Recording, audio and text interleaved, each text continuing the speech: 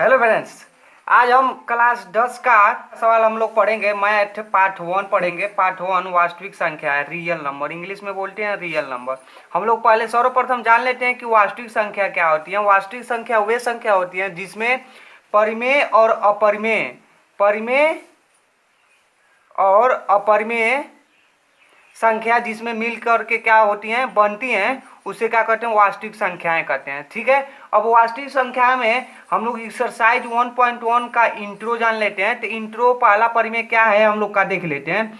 तो यूक्लिड विभाजन परिमेय का है, मतलब कि यूक्लिड विभाजन परिमेय का क्या होता है, तो आइए हम लोग जान लेते हैं। तो लिखा है यहाँ लिखा है आपके इंट्रो में कि दो धनात्मक पूर्णांक ए और बी दिए रहने पर ऐसे अद्वितीय पूर्ण संख्याएं Q और R विद्यमान हैं कि A बराबर बी क्यू प्लस आर, जहाँ जीरो जो है R से छोटा है या तो बराबर है, और जो R है B से छोटा है। ठीक है। तो हम लोग जिस एक्सरसाइज 1.1 में इंट्रो में इस फार्मूला का हम लोग यूज करेंगे। जैसे फार्मूला आपको दिखाई दे रहा होगा कि भाज्य बराबर भाजक गुणे भागफल प्लस शेषफल। इसी फार्मूला को सभी इंट्रो में जो है हम लोग को लगाना है। तो चलिए हम लोग एक्सरसाइज 1.1 का पहला सवाल को सॉल्व करते हैं। तो चलिए आइए फ्रेंड्स, वीडियो करते हैं और आगे स्टार्ट। तो देखिएगा पहला दिया एक प्रश्नावली 1.1 का, निम्नलिखित संख्याओं का एचसीएफ ज्ञात करने के लिए यूक्लिड विभाजन एग्लोमेट्र का प्रयोग कीजिए। पहला सवाल दिया है कि 135 और 225 का क्या करना है, हमको एचसीएफ निकालना है। और किस विधि से निकालना है भाई, यूक्लिड विभाजन एग्लोमेट्र का प्रयोग करके। तो देखिएगा क्या होता है। तो पहले सर्वप्रथम क्या कर लेते हैं हम लोग भाई, सर्वप्रथम हम लोग पहले क्या कर लेते हैं, इसका एचसीएफ निकाल लेते हैं, क्योंकि एचसीएफ जब निकाल लेंगे तो आसानी से सवाल लग जाएगा। नहीं तो एचसीएफ पहले निकाल के नहीं लगाएंगे तो सवाल आपका आसानी से लगेगा नहीं, गलत भी हो सकता है सवाल। तो ऐसे क्या होता है आप लोग को मालूम होगा कि देखिएगा 135 जो है 225 से क्या है, छोटा है। जब जो छोटा रहता है उसको क्या कहते हैं, भाजक कहते हैं। ठीक है। और जो बड़ा होता है उसको क्या कहते हैं, भाज्य कहते हैं। ठीक है ना। तो भाज्य अंदर होता है और भाजक जो होता है बाहर होता है, और जिससे हम लोग भाग देते हैं उसे भाजक कहते हैं, और जिसमें भाग दिया जाता है उसे क्या कहते हैं, भाज्य कहते हैं। तो देखिएगा हम लोग चल रहे हैं इसमें भाग देने। जब इसमें भाग देंगे तो 1 बार में क्या हो जाएगा भाई, 135 हो जाएगा। 135 मैं लिख दिया, यहाँ 0 हो जाएगा, और फिर यहाँ क्या हो जाएगा आपका 9 हो जाएगा, और यहाँ कट जाएगा। देखिएगा जब एचसीएफ निकाला जाता है तो फिर यहाँ बना लिया जाता है, और जो भी यहाँ अंक रहता है उसको यहाँ क्या किया जाता है, लिख लिया जाता है। अब 90 का ऐसा पढ़ना पड़िए कि 135 आ जाए, तो 90 का पहाड़ा जब 2 बार में पढ़ेंगे तो 180 हो जाएगा। तो हमको तो 135 लाना है, कम हो जाए लेकिन बेसी ना हो। तो एक बार में फिर क्या हो जाएगा, 90 हो जाएगा। जब घटाएंगे इसमें से तो क्या हो जाएगा, यहाँ 5 हो जाएगा और यहाँ 4 हो जाएगा। ठीक है। अब देखिएगा यहाँ इतना हो गया, फिर क्या करेंगे, ऐसे बनाएंगे हम लोग जब तक क्या होगा, शेषफल जो इसका है 0 न आ जाए तब तक हम लोग इसी तरह भाग देते रहते हैं। तो देखिएगा जब यहाँ वाला अंक क्या करेंगे, यहाँ लिख लेंगे, यहाँ वाला अंक लिख लिए। अब क्या करेंगे, 45 दूना होता है 90 आपका, तो 45 दूना जब 90 होता है तो यहाँ 2 लिख लीजिए, यहाँ 90 लिख लीजिए। ठीक है, यहाँ कट गया। अब देखिए अब हम लोग सवाल को सॉल्व करेंगे। इतना तो हम लोग का हो गया। यहाँ से देखिएगा अभी मैं बताया हूँ जिससे भाग दिया जाता है उसे क्या कहते हैं, भाजक कहते हैं। तो यहाँ भाजक क्या हो गया, ऐसे लिखना पड़ेगा आपको भाई। एग्लोमेट्र जब कह देगा कि यूक्लिड विभाजन परिमेय करके, तब ऐसे आपको लिखना पड़ेगा। तो इतना हो गया। अब फिर भाज्य क्या हो गया, भाज्य हम लोग का ए वाला हो गया, 225 हो गया। ठीक है, 225 लिखा गया। इतना समझ में आ गया होगा। अब देखिए मैं बोला हूं कि अभी पीछे मैं इंट्रो में बताया हूं कि एक हम लोग का जो है फार्मूला लगेगा, और फार्मूला मैं आप लोग को बताया हूं। तो देख लीजिए कि अब क्या लिखेंगे यहाँ, इसके बाद क्या लिखेंगे, दूसरा स्टेप लिखेंगे हम लोग की 225 और, ठीक है, 225 और 135 पर, ठीक है, यूक्लिड विभाजन यूक्लिड परिमेय का प्रयोग करेंगे। ठीक है, परिमेय का प्रयोग करेंगे। ठीक है। अब करते हैं। अब क्या था हम लोग का फार्मूला, क्या था भाई, तो मैं लिख देता हूं यहाँ। फार्मूला था आपका भाज्य बराबर फार्मूला क्या था, भाज्य बराबर भाजक गुणे भागफल और प्लस शेषफल होता है। ठीक है, इसी फार्मूला पर हम लोग सवाल को लगाएंगे भाई, और जब तक शेषफल 0 नहीं आएगा तब तक हम लोग सवाल को आगे बढ़ाते रहेंगे। तो चलिए देख लीजिए, यहाँ भाजक क्या है भाई, भाजक क्या है 225 है, 225 लिख लीजिए, बराबर भाजक क्या है 135 है भाई, 135 है, गुणे है तो गुणे कर लीजिए। अब देखिएगा भागफल की जगह क्या है, यहाँ भागफल क्या था आपका, भागफल तो ये है, हम लोग का भागफल ये होता है, तो भागफल 1 है तो 1 लिख लीजिए, अब प्लस हो गया। और शेषफल यहाँ क्या है 90 है तो 90 लिख लीजिए। देखिएगा अभी 90 जो है 0 नहीं है, तो क्या यहाँ लिखेंगे कि लिखा जाएगा क्योंकि, चूंकि लिख लीजिए, चूंकि 90 नॉट इक्वल टू 0। जब तक हम लोग का जो शेषफल यहाँ जो लिखे हैं 0 नहीं हो जाएगा तब तक इस सवाल को हम लोग आगे लगाते रहेंगे। अब देखिएगा अब नया क्या हो गया, अब नया भाजक क्या हो गया, हम लोग का नया भाजक हो गया 90 और भाज्य हो गया 135। तो यहाँ लिख लेते हैं कि नए भाजक से, नए भाजक बराबर क्या हो गया 90 हो गया, और कामा भाज्य क्या हो गया भाई 135 हो गया। ठीक है ना, 135 लिख दिए। अब देखिएगा आगे देखिए, फिर हम यही वाला फार्मूला लगाएंगे, ये वाला जो फार्मूला है फिर यही फार्मूला लगाएंगे। तो फार्मूला में पहले क्या था, भाज्य था, तो भाज्य क्या है इसमें 135 है, तो 135 मैंने लिख लिया, बराबर भाजक अब क्या हो गया 90 हो गया, 90 लिख लिया मैं। अब गुणे हो गया, भागफल यहाँ क्या हो गया, भागफल तो ये हो गया, हम लोग का भाग दिए तो यहाँ भाग क्या आ गया, भागफल ये नहीं, भागफल ये हो गया, यहाँ जब भाग दिए तो एक बार में भागफल आया है तो 1 हो गया यहाँ। अब प्लस है तो प्लस लिख लीजिए, और शेषफल क्या है, शेषफल 45 है, 45 लिख लीजिए। अभी भी देखिए 90 नॉट इक्वल टू 0 है, तो फिर हम लोग आगे करेंगे क्या, पुनः नए भाजक, पुनः नए भाजक से, नए भाजक क्या हो गया, भाजक क्या हो गया हम लोग का, यहाँ से भाजक अब ये हो जाएगा। ठीक है, तो भाजक यहाँ 45 हो गया। अब और उसके बाद क्या हो जाएगा, भाज्य क्या हो जाएगा हम लोग का, नया भाजक क्या हो जाएगा, भाज्य क्या हो जाएगा, नया भाज्य क्या हो जाएगा 90 हो जाएगा, तो 90 लिख लीजिए यहाँ। फिर अब क्या करेंगे, इसी फार्मूला पर हम लोग लगाएंगे। ठीक है, इसी फार्मूला पर लगाते हैं, तो फार्मूला क्या है, भाज्य बराबर भाज्य क्या है 90 है भाई, 90 लिख लीजिए यहाँ, बराबर भाजक क्या है, भाजक यहाँ हम लोग का 45 है भाई, और गुणे और भागफल क्या हम लोग का आया था 2 आया था, तो 2 लिख लेंगे। ठीक है, अब प्लस था और शेषफल क्या है 0 है। तो अब देखिएगा आपका क्या हो गया, अब 0 आ गया तो आगे प्रोसेस हम लोग नहीं करेंगे। ठीक है, तो यहाँ जब 0 आ गया तो लिखेंगे हम लोग क्या, तब लिखेंगे कि यहाँ शेषफल 0 प्राप्त है, 0 प्राप्त है। ठीक है, यहाँ प्रक्रिया क्या होती है, समाप्त होती है, समाप्त हो जाती है। जब प्रक्रिया समाप्त हो जाती है तो क्या हो जाएगा, यहाँ से इस स्थिति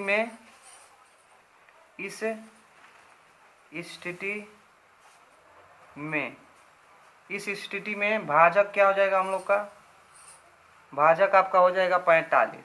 देखिए क्योंकि हम लोग का भाजक का यहाँ था, नया भाजक क्या था 45 था, तो 45 हो गया। ठीक है, 45 है, ये हम लोग का आंसर हो गया। ठीक है भाई, आंसर हो गया। अब चलिए हम लोग, आंसर है हम लोग का हो गया। अब हम लोग अगला सवाल को लगाते हैं, अगले सवाल को पहला का दूसरा सवाल लगा लेते हैं। तो क्या है दूसरा सवाल, हम लोग यहाँ पर देख सकते हैं आप लोग क्या दिया गया है। दूसरा सवाल को हम लोग हल करते हैं।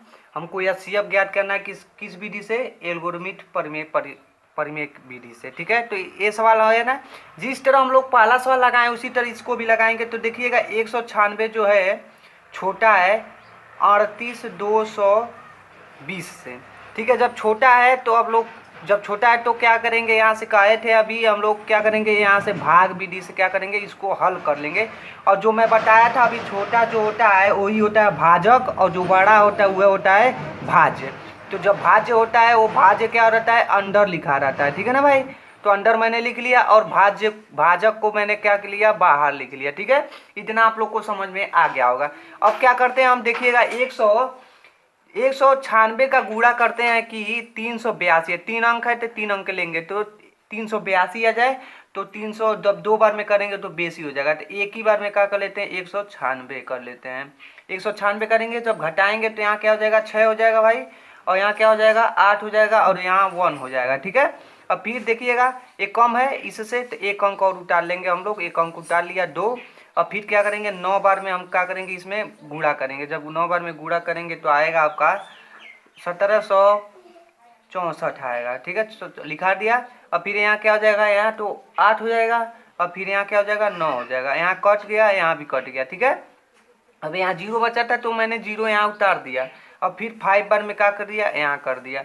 जब 5 बार में करूँगा तो क्या हो जाएगा 980 हो जाएगा, कट गया।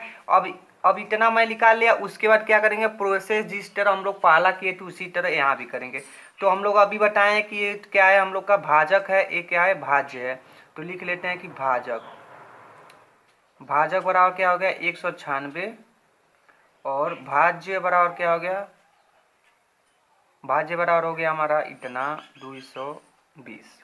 ठीक है, अब मैंने बताया कि अभी पिछले फार्मूला बताया है कि फार्मूला मैंने बताया है कि आप लोग देख सकते हैं ये वाला फार्मूला जो है हमेशा प्रयोग होगा, भाज्य बराबर भाजक गुणे भागफल प्लस शेषफल, यही वाला फार्मूला होगा। तो हम लोग क्या करते हैं इसी फार्मूला पर लगा लेते हैं। तो पहले फार्मूला में क्या होता है लिख सकते हैं आप लोग, चलिए एक बार मैं फिर लिख दे रहा हूँ कि क्या, भाज्य बराबर भाजक गुणे भागफल प्लस शेषफल होता है। ठीक है, इतना हम लोग को मालूम होना चाहिए। ठीक है, मैं तो देखिए आगे क्या हो जाएगा, अब यहाँ से भाज्य क्या हो गया हम लोग का 38 220, और बराबर भाजक क्या था 196 था, और गुणे यहाँ देखिएगा भागफल हम लोग का क्या था, भागफल 195 था, 95 लीजिए, प्लस शेषफल क्या था हम लोग का 0 था, शेषफल मतलब 0 था। जब शेषफल हम लोग का 0 था भाई, तो जब मैं बताया हूँ कि शेषफल हम लोग का क्या हो जाएगा 0 आ जाएगा, तो उसी जगह प्रक्रिया क्या हो जाएगी बंद हो जाएगी। तो देखिएगा प्रक्रिया जब हो जाएगी बंद तो लिखेंगे क्या हम लोग, आगे लिखेंगे यहाँ शेषफल, यहाँ शेषफल क्या है 0 है, 0 है, इसलिए क्या हो जाएगा, इसलिए हो जाएगा हम लोग का, इसलिए हो जाएगा कि अतः इसलिए हो जाएगा यह सी एफ बराबर क्या हो जाएगा हम लोग का, यह बराबर 196 हो जाएगा। जो भी हम लोग का भाजक होगा वही का हो गया या सी एफ हो जाएगा। तो ठीक है, यह सी एफ हम लोग का क्या हो गया 196 हो गया। ठीक है, ये हम लोग का क्या है आंसर है। ठीक है, अगला सवाल देखते हैं। अगला सवाल क्या है, तीसरा सवाल को हम लोग लिख लेते हैं। ये आप तीसरा सवाल मैंने लिख दिया है। ठीक है, इसको लगाने से पहले हम लोग क्या करेंगे, सर्वप्रथम भाग विधि इसको हल करेंगे। तो भाग विधि हल करिए, चलिए।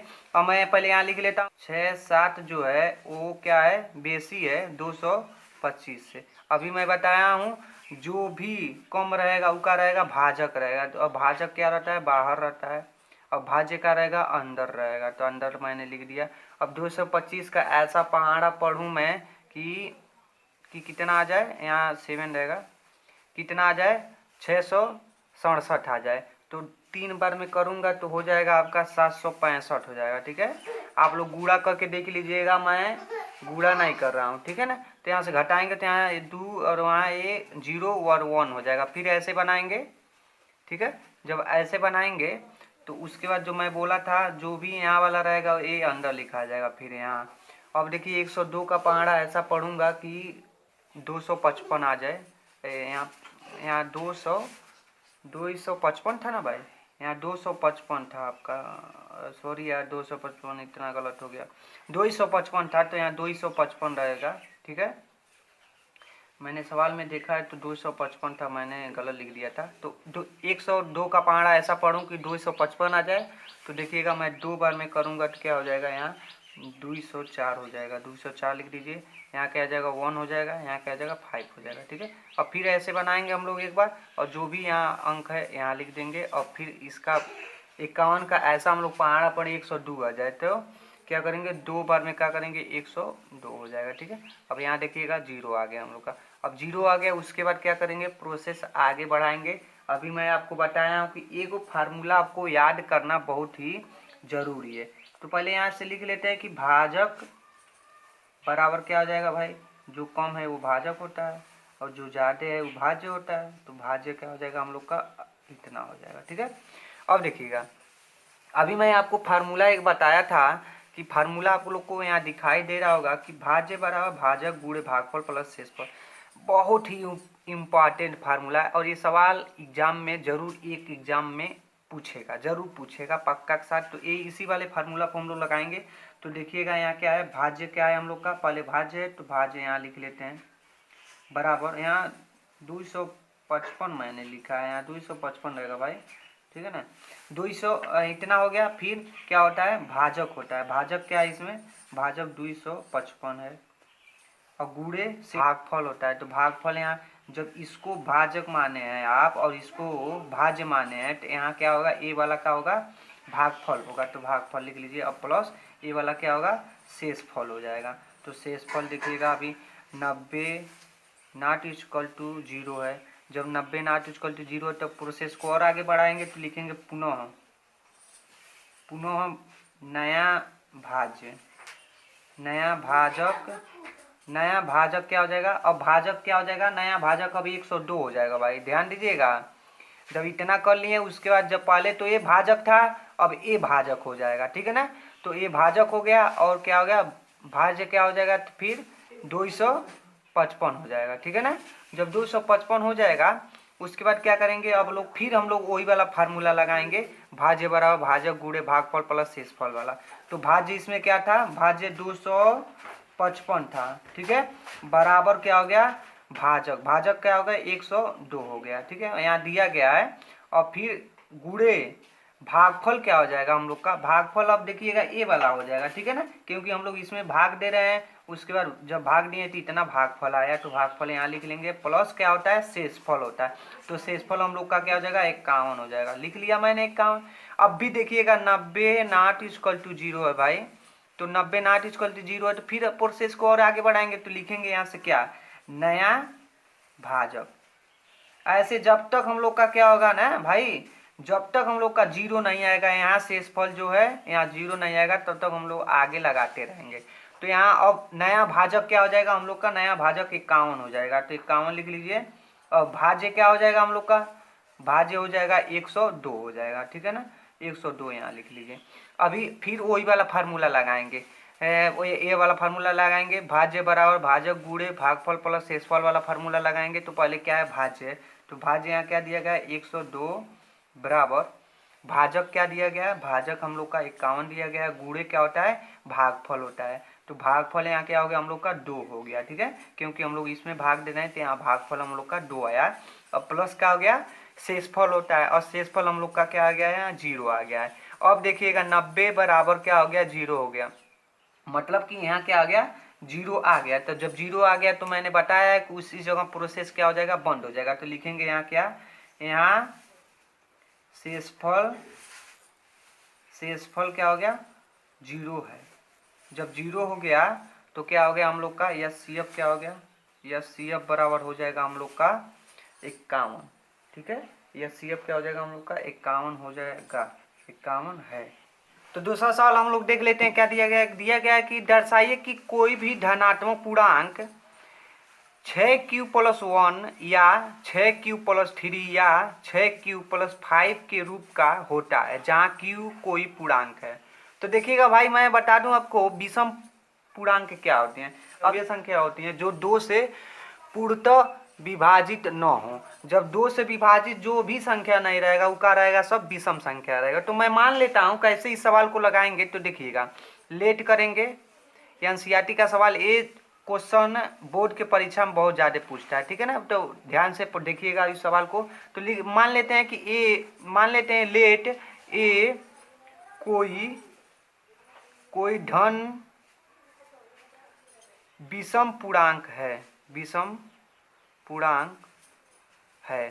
ठीक है, मैंने मान लिया। जब विषम पूर्णांक मान लिया तो क्या लिख सकते हैं, ए बराबर, इसको क्या लिख सकते हैं, ए बराबर 6q+1 और 6q+3, ए बराबर सब रहेगा।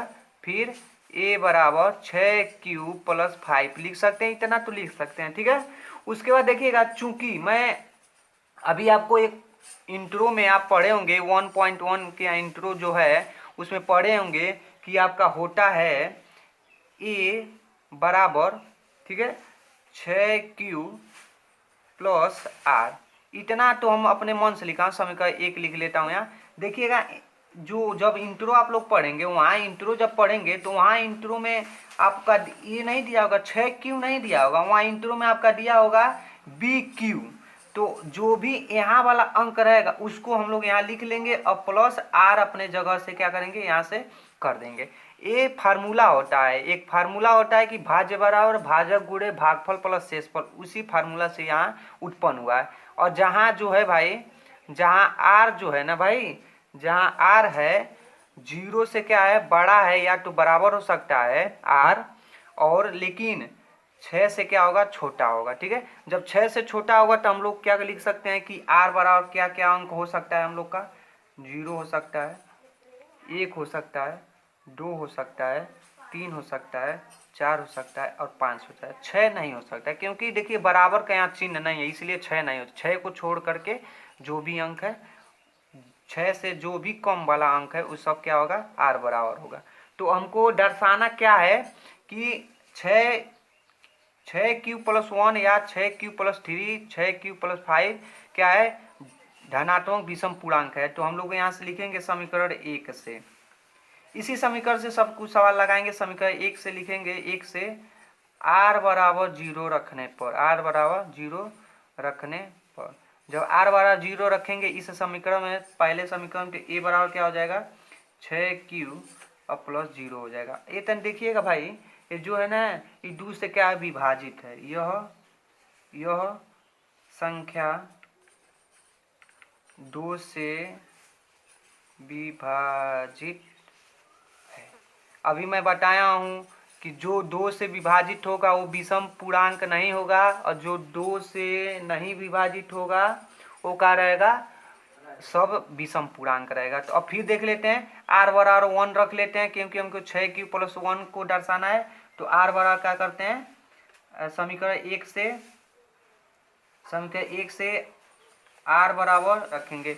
जब r बराबर 1 रखेंगे तो क्या हो जाएगा, देखिएगा, इसी समीकरण 1 में रखना है तो a बराबर हो जाएगा आपका 6Q, और r के जगह यहाँ क्या रखना है, 1 रखना है। अब देखिएगा ये 2 से विभाजित है भाई, 1 2 से विभाजित होगा, नहीं होगा। तो विभाजित जब नहीं होगा तो 2 से विभाजित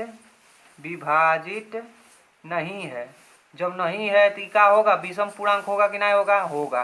तो अब फिर अभी हमको इसको दर्शाना है, फिर इसको दर्शाना है, ठीक है ना। अब फिर क्या करेंगे, समीकरण 1 से क्या करेंगे हम लोग, r बराबर कितना हमको लाना है, 3 लाना है। तो 3 सीधे लिख लेते हैं, 2 रखेंगे तो नहीं आएगा, क्योंकि 2 से विभाजित है, तो 3 रख लेते हैं, r बराबर 3 रखने पर। ठीक है, तो रखते हैं, इस समीकरण 1 में रखते हैं। तो a बराबर क्या हो जाएगा, 6Q और प्लस r के जगह यहाँ क्या है, 3 है, तो 3 हो गया। अब देखिएगा a भी क्या है, 2 से विभाजित नहीं है।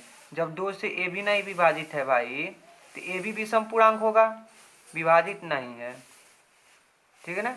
तो ए भी विषम पूर्णांक होगा। अब फिर हमको एक और दर्शाना है, 6Q प्लस 5 दर्शाना है।